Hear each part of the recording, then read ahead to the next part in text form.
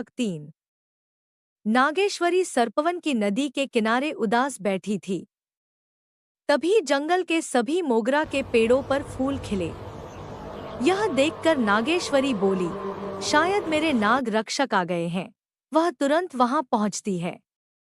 वहां नागों को देखकर वह मुस्कुराते हुए कहती है, कितने समय बाद हम मिले हैं। आप सब कैसे हैं? नाग उत्तर देते हैं, हम तो बस तुम्हारा ही इंतजार कर रहे थे रक्षिका।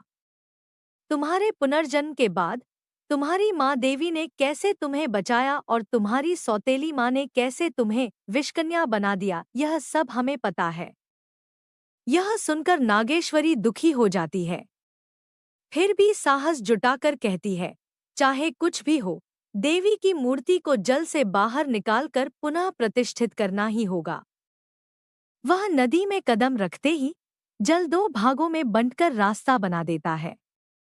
उस मार्ग से गुजरकर नागेश्वरी देवी की मूर्ति देखती है और प्रसन्नता से पूजा करके उसे बाहर ले आती है।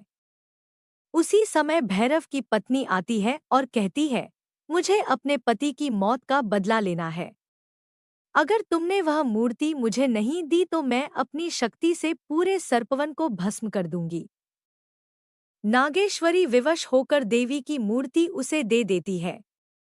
भैरव की पत्नी अपनी दुष्ट शक्ति से एक विष खड्ग, जहरीली तलवार बनाती है और नागेश्वरी पर वार करती है। वह घायल होकर गिर पड़ती है। भैरव की पत्नी मूर्ति को नष्ट करने ही वाली होती है कि अचानक देवी प्रकट होकर उसे अपने क्रोध से भस्म कर देती है।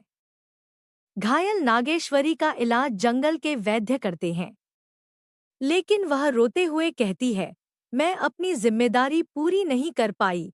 तभी देवी प्रकट होकर कहती है, नागेश्वरी, मेरे साथ आओ। देवी उसे मूर्ति वाले स्थान पर ले जाती है। वहां मूर्ति रक्त से भीगी होती है। यह देखकर नागेश्वरी भयभीत हो जाती है। फिर भी वह देवी को शांत करके मंदिर में प्रतिष्ठित करती है।